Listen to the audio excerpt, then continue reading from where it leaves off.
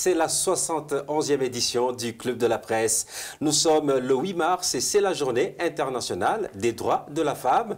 Une journée qui s'accompagne souvent soit d'une semaine de la femme, soit d'une quinzaine de la femme. Et cette année, c'est plutôt un mois de la femme. Une période durant laquelle les femmes s'organisent pour effectuer des activités qui mettent en avant leurs préoccupations en termes de droits et surtout de la lutte contre leurs violations.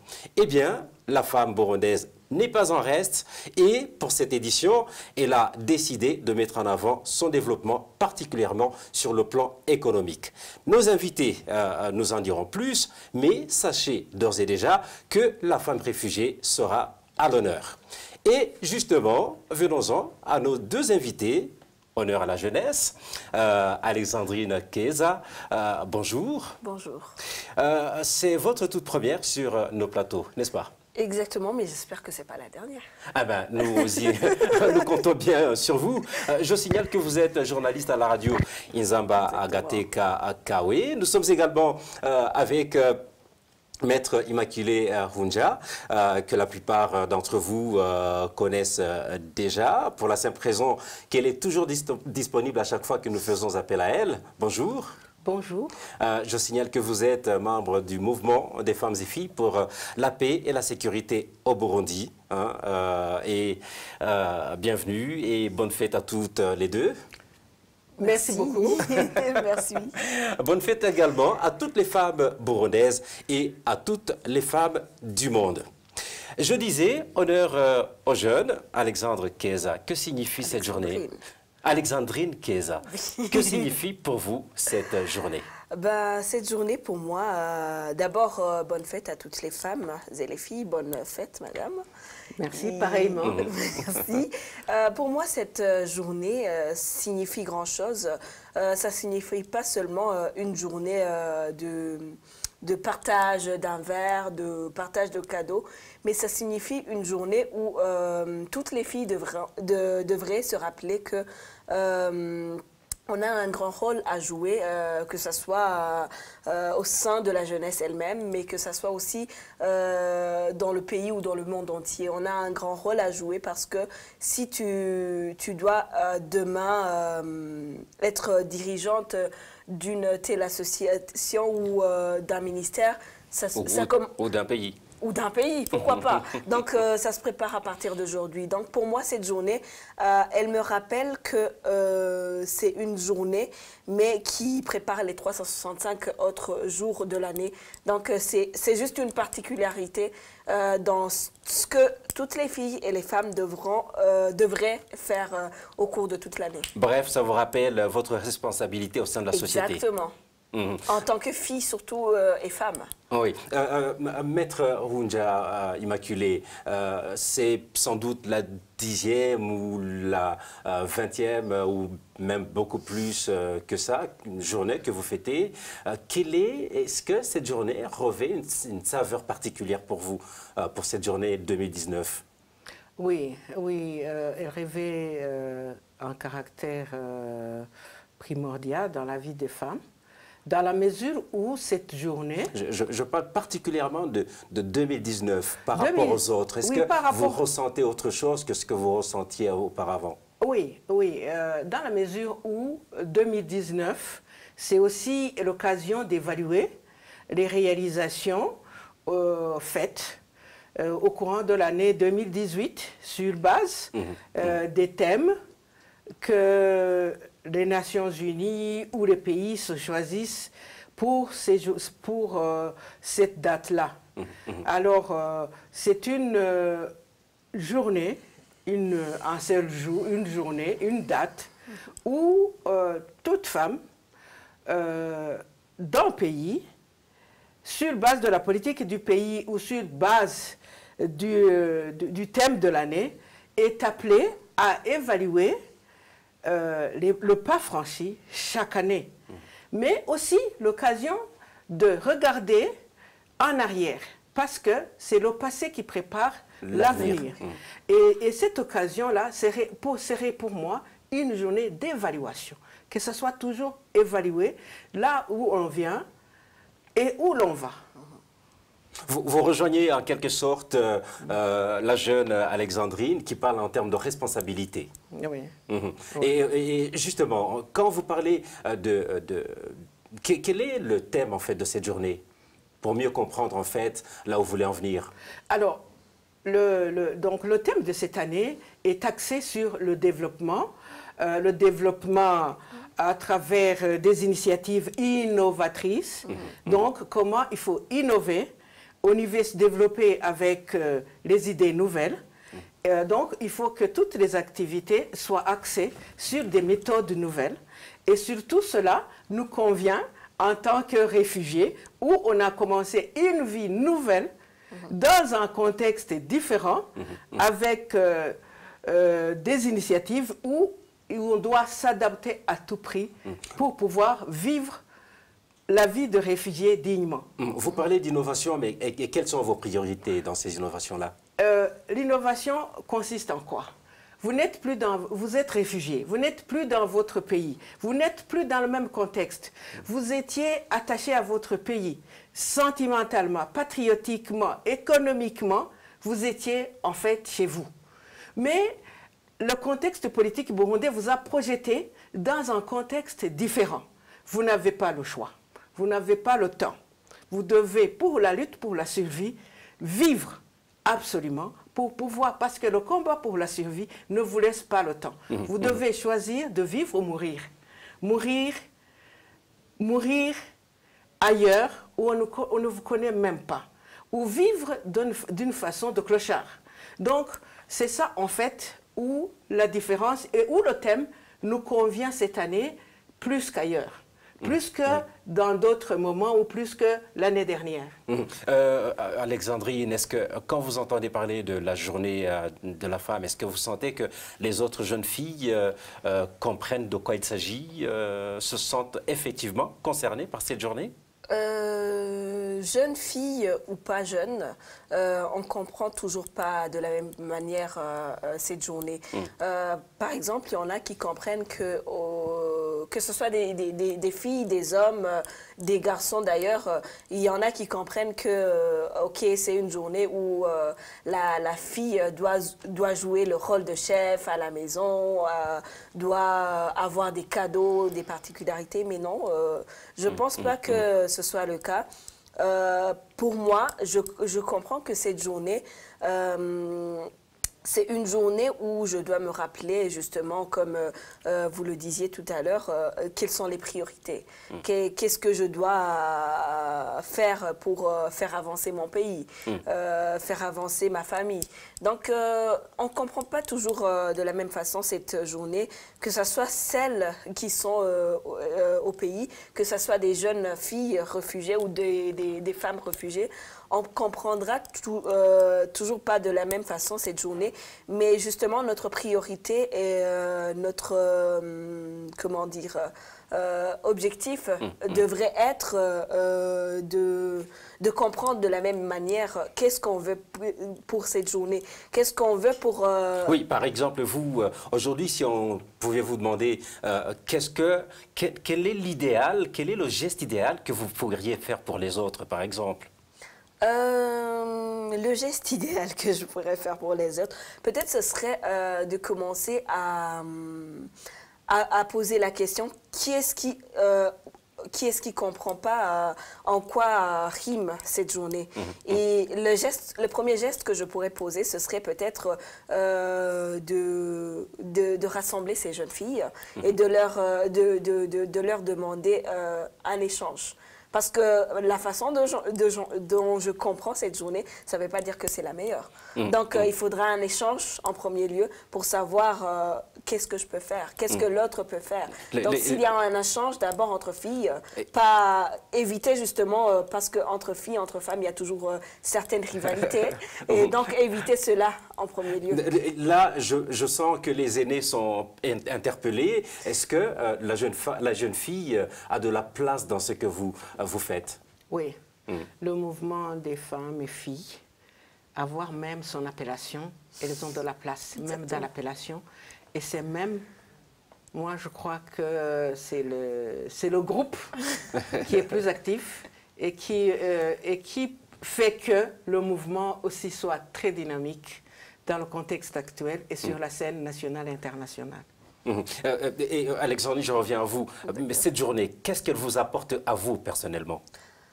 Personnellement, cette journée m'apporte une seule grande chose qui a peut-être après plusieurs angles, mais la seule grande chose que je dirais, elle m'apporte, donc elle m'aide à me remettre en question en tant que fille africaine, jeune, burundaise. Quel est mon rôle? C'est ce qu'elle m'apporte. Donc, ça me remet en question, ça me permet de m'évaluer et de savoir justement d'où je viens, où je suis et qu'est-ce que je dois faire demain pour que tout soit rose, comme on dit. Avant de revenir, Maître Oundja, sur ce que vous escomptez faire effectivement cette année, est-ce que vous pouvez nous faire le bilan de l'année dernière? Quel est l'impact de la journée et des jours qui ont suivi de cette journée de la femme de l'année dernière?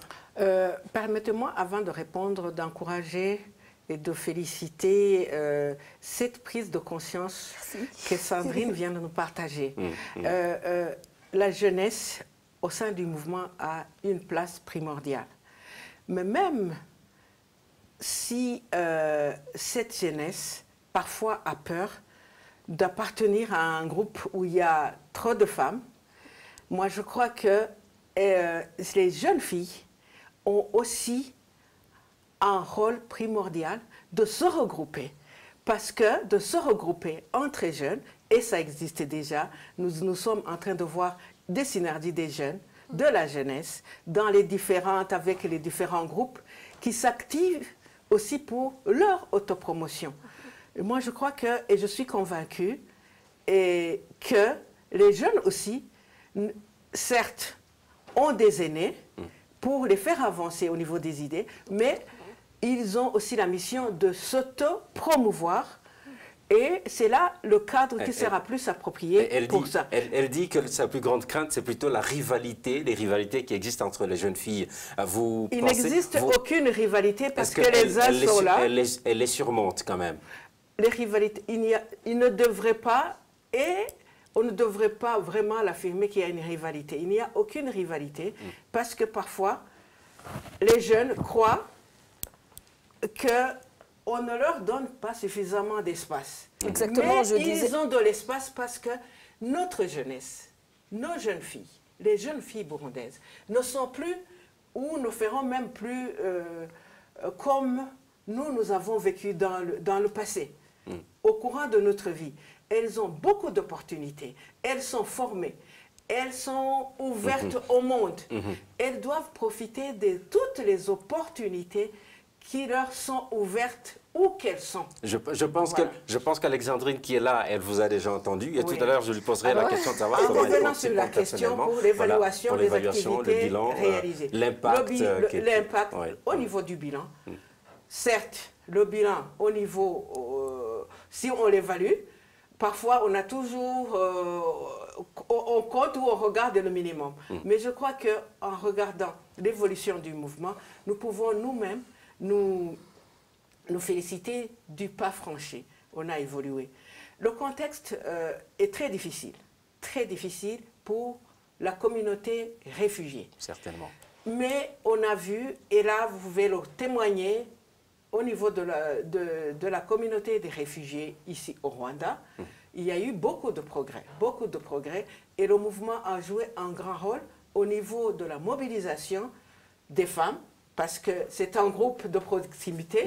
Un exemple de ce progrès-là? Oui, de ce progrès, c'est qu'on est arrivé, eu égard au thème de l'année, on a eu des femmes qui ont pu se regrouper pour leur autodéveloppement, en se regroupant dans des groupes de femmes, de 10, de 20, de 30. Ces initiatives sont là sur le terrain, sont visibles, et les activités sont visibles et réelles. On a vu que le mouvement a la capacité, certes très limitée, de mobiliser la diaspora des Burundais, des femmes burundaises, pour aussi venir en aide aux autres réfugiés. Certes, cette campagne commence à faire vraiment écho et les résultats, quoi qu'ils soient, sont toujours salutaires. On répond. Donc, et on l'a vu dernièrement, et je crois que c'est hier, où le président de la communauté des réfugiés a salué le rôle joué par le mouvement dans cette communauté. Donc, et nous l'avons vu. Cette semaine, ce n'est pas aujourd'hui, au niveau des activités, ce n'est pas aujourd'hui le 8. Et donc, c'est assez encourageant et ça vous permet de passer à un autre jalon. Oui. Et nous espérons que cette fois-ci, on fera plus et nous serons plus entendus et on aura plus de résultats. Vous avez lancé un appel aux jeunes filles que vous avez dit complètement décomplexées. Mais Alexandrine, nous sommes face à face. Quelle sera votre implication personnelle? Personnellement, comme je le disais tout à l'heure, mon implication, c'est de commencer à faire, je ne sais pas si ça se dit, mais à faire comprendre aux autres qu'elles peuvent aussi oser. Parce que... C'est bien dit. Parce que aussi, avoir un groupe de jeunes filles, des fois, on a tendance à trouver que c'est une seule qui parle, mais ma priorité serait peut-être de... J'ai la chance d'être journaliste, donc je parle assez souvent. Donc la voix qui porte loin. Voilà, peut-être que dans un groupe de jeunes filles, j'ai cette facilité de parler à l'aise. Donc c'est aussi faire comprendre aux jeunes filles que sans hausser la voix, sans t'énerver, avec tact, tu peux aussi t'exprimer et commencer à le faire aujourd'hui. Et donc, vous allez tenir compte de cette considération que vous avez au sein de la société, qui fait de vous plutôt une femme ou plutôt une fille leader. Exactement, il faudra en profiter donc, et en faire profiter à mes amis, à mes connaissances ou à toute personne qui m'approche, parce que des fois, on a des jeunes, plus jeunes que moi, qui me demandent comment tu as commencé le journalisme, comment est-ce que je peux faire ceci ou cela dans d'autres domaines que je ne vais pas citer ici. Mais donc, je me dis qu'avant, j'hésitais à leur dire fonce. C'est en tombant que tu vas voir que tu peux te relever et juste une petite blessure ne va pas t'empêcher de continuer. Donc, je me dis que ma priorité aujourd'hui, ce sera de leur dire vas-y, fonce. Justement, tout à l'heure, il parlait que ce qui va être mis en avant, c'est l'innovation. Et quand on parle innovation et créativité, on pense jeune. Ouais, justement, on pense jeune. Moi, sur ce point, je dirais que pour moi, l'innovation meilleure serait que d'abord les jeunes filles ou les femmes qui n'ont pas encore compris que, surtout, on parlait tout à l'heure des femmes réfugiées, et donc qu'elles comprennent que l'innovation, c'est se dire que je ne suis plus dans mon pays. L'innovation serait de se dire... il faut que je m'adapte. Moi, en tant qu'Alexandrine, je donne l'exemple sur moi-même pour ne citer personne. Moi, en tant qu'Alexandrine qui a grandi avec mes parents, qui me payaient tout, la voiture, tu vois, ce genre de trucs qu'on peut tous se permettre, aujourd'hui, je ne l'ai pas. Donc, l'innovation serait pour moi de commencer à me dire que je ne suis pas obligée d'être journaliste ou de faire des écoles de droit comme maître ici, mais que si j'ai la chance d'être artiste, si j'ai la chance d'être oratrice, pourquoi ne pas justement chercher dans ce cadre? On a plusieurs dons, surtout en tant que fille, mais que parfois on a tendance à cacher parce qu'on se dit que travailler dans un bureau, c'est mieux que aller passer sa journée derrière une machine à coudre. Ou alors attendre un homme qui voilà, ou attendre un homme qui me prenne en charge. Mais aussi, l'innovation pour moi serait de faire un appel à tous ces hommes. S'il vous plaît, arrêtez de donner tous ces biens à nos jeunes sœurs parce que apprenez-leur à être indépendants. Tu n'es pas en train de l'aider. Si elle te demande un truc, si c'est 1000 francs, dis-lui, non, je te donne 500 pour arriver à tel endroit. Tu vas travailler et après, on te paiera. Et tu auras tes 1000 francs. Voilà, pour moi, c'est ça, cette innovation. Maître Ounja, expliquez-nous quelque chose. On entend souvent parler de la semaine de la femme, parfois, ou plutôt les dernières années, la quinzaine de la femme, et cette fois-ci, on entend parler du mois de la femme. Expliquez-nous cette évolution. On parle de 15 jours. J'imagine qu'au début, c'était juste une journée. Et que par la suite, vous vous êtes rendu compte que c'était nécessaire d'aller au-delà d'une journée. Aujourd'hui, on en est à un mois. Expliquez-nous. Oui, il y a eu une journée. Mais aussi, il y a toujours une date. Donc, certainement. pour dire, il y aura toujours une date. Mais il faut, Franck, différencier deux choses. Parfois, il y a confusion pour certaines journées qui sont consacrées aux questions spécifiques aux femmes.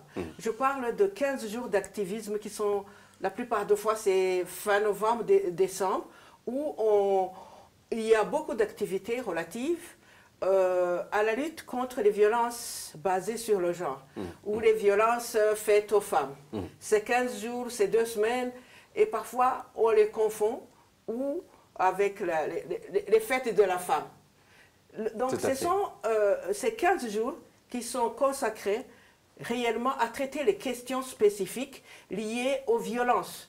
Les violences de toutes sortes et les violences sexuelles qui sont commises pour les femmes. On les met sur la scène et on doit évaluer ou reconnaître ou comment les combattre là où ces violences sont fréquentes ou sont érigées aussi parfois comme le mode de vie d'une femme. Donc, c'est cette occasion-là, dans ce cas, on les consacre, c'est 15 jours. Et actuellement, il y a une évolution au niveau du mois de mars, où on passe de la date d'une seule journée à un mois. Pourquoi un mois?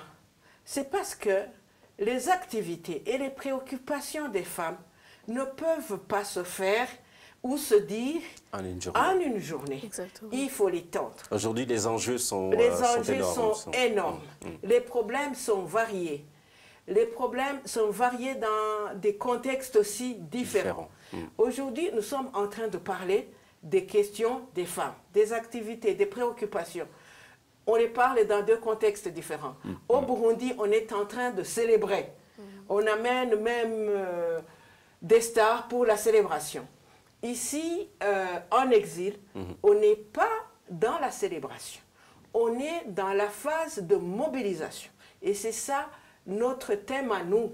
Mobilisons-nous. On est dans la mobilisation de la communauté des réfugiés pour l'autoprise en charge pour leur développement, pour leurs problèmes, se mettre ensemble, aller ensemble pour pouvoir, cette fois-ci, surmonter tous les défis. Et la femme a pris le devant au niveau de la communauté, une communauté qui est une communauté qui s'agrandit du jour au jour. Ouais, tout à fait. Vous avez pu voir pendant ces 2 derniers jours, on a encore la communauté qui s'agrandit. On a eu, vous avez pu voir, au moins 3000 personnes qui se font encore enregistrer. Donc ça s'agrandit. Alors, dans tout ça, quel est notre rôle? Le mouvement des femmes a pris le devant pour mobiliser les jeunes filles, les jeunes garçons, les hommes, pour que cette fois-ci, après 4 ans d'exil, on puisse cette fois-ci changer. Ne plus réfléchir comme réfugiés, mais comme acteurs d'autodéveloppement, acteurs aussi de développement dans les pays d'accueil, avoir une place, vivre dignement. Aussi, acteurs de changement, notre changement dans notre pays. Voilà. À vous entendre parler, c'est comme si la femme au Burundi aujourd'hui serait beaucoup plus heureuse que la femme réfugiée. Est-ce le cas? Je ne crois pas. Les problèmes qui ont fait que y ait ceux qui restent dans le pays qui soient extérieurs sont les mêmes. Donc le Burundi a un vrai problème. Un problème de sécurité, un problème de sous-développement. Tout ça, c'est lié.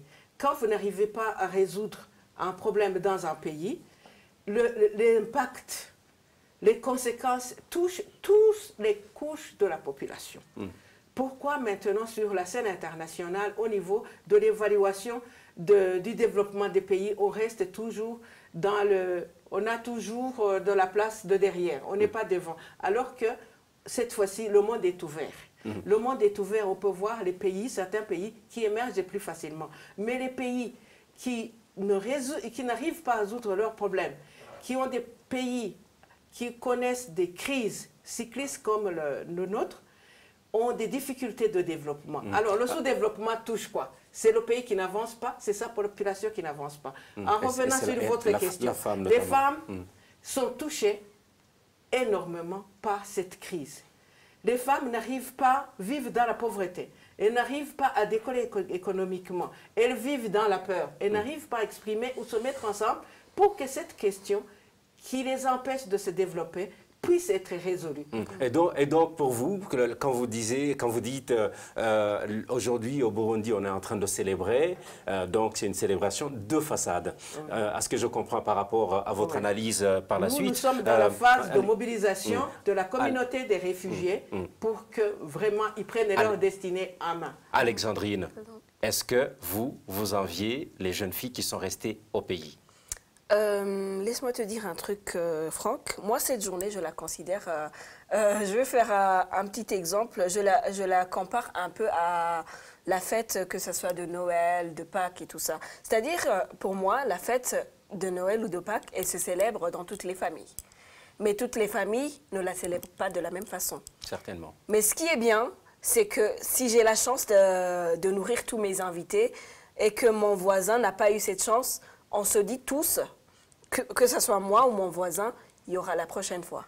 L'année prochaine, la fête va revenir. Donc, cette journée, pour moi, je n'envie personne. Elles qui sont restées au pays célèbrent cette journée. Je ne peux pas dire ce qui est dans leur tête, mais aussi, moi aussi, je la célèbre. Ce qui est bien, c'est que... Mais vous dites, vous n'êtes pas sûr qu'elle soit beaucoup plus heureuse que vous. Voilà, je me dis que moi, je la célèbre, j'ai des objectifs. Si j'arrive à les atteindre, ce serait bien. Si je ne les atteins pas cette année, l'année prochaine, je vais essayer de faire encore plus mieux. Mais ça ne veut pas dire qu'elle est plus heureuse que moi. On a tous des objectifs, mais les meilleurs, je ne saurais pas dire, ils sont pour moi ou pour elle. Il nous reste juste quelques minutes, peut-être 2 et quelques secondes. Maintenant, place à l'homme. Dans ce que vous faites, Madame Mounja, dans le mouvement, est-ce que vous pensez à l'homme? Quelle est sa place? Sa place, elle est là. C'est un grand acteur de changement. Un grand changement, un acteur de changement aussi des mentalités. Et concrètement, comment vous lui faites prendre cette place et comment intervient-il? Nous organisons des séances d'échange dans la communauté et comme nous venons même de le faire pendant cette semaine. On a eu à rencontrer la communauté sans exclusion. On a eu à rencontrer le groupe des jeunes, beaucoup de jeunes, sans distinction. Des jeunes garçons, des jeunes filles. On a eu à rencontrer à Nyamata la communauté des réfugiés. Cette fois-ci, ce n'était pas, quand vous faites la mobilisation pour le développement, personne ne doit être, on doit laisser personne derrière. On a rencontré des représentants, un groupe de réfugiés, sans distinction, des femmes et des hommes. On l'a fait à Rouillé. Donc, cette semaine a été riche en activités. Et c'est aujourd'hui, le jour même où on clôture cette activité, bien que on va même les poursuivre, ça sera notre thème de l'année, on va poursuivre. On a rencontré les sages, on a rencontré aujourd'hui, le 8, on a rassemblé, on a invité, et vous êtes aussi les journalistes, et les radios sont invités, où on va prononcer le discours de la journée, mais le discours, pas de célébration, mais de mobilisation. De mobilisation de toute la communauté des réfugiés. Et concrètement, que vous apporte l'homme? Il apporte beaucoup. Il est le pilier du développement. Il n'y aura pas de changement pour les femmes. L'homme dit la même chose de la femme en disant que la femme, c'est le pilier du développement. Alors, ils doivent, cette fois-ci, travailler main en main. Les femmes ne se développeront jamais sans que les hommes n'y soient associés. Donc, c'est pour dire qu'on doit, cette fois-ci, se comprendre. Le rôle des uns et des autres. Le rôle de la femme et le rôle de l'homme. Il ne peut y avoir le développement des hommes sans le développement des femmes. C'est maintenant la mobilisation pour que chacun occupe son rôle. Et le rôle dans la promotion de tous pour l'égalité de tous. Alexandrine, quel regard est-ce que vous avez sur l'homme par rapport à cette journée de la femme? Moi, je dirais pas par rapport à cette journée, mais par rapport au quotidien. L'homme, comme Maître le disait, doit comprendre que sans lui, la femme ne serait pas. Et la femme aussi doit comprendre que c'est... pour moi, Dieu a créé un homme et une femme. Il n'a pas créé que des hommes, il n'a pas créé que des femmes. Donc, c'est-à-dire qu'on doit se compléter mutuellement. L'homme, que serait l'homme sans la femme et que serait la femme sans l'homme? Merci beaucoup. Et donc, je me sens également concerné. Exactement. Bonne fête, Franck.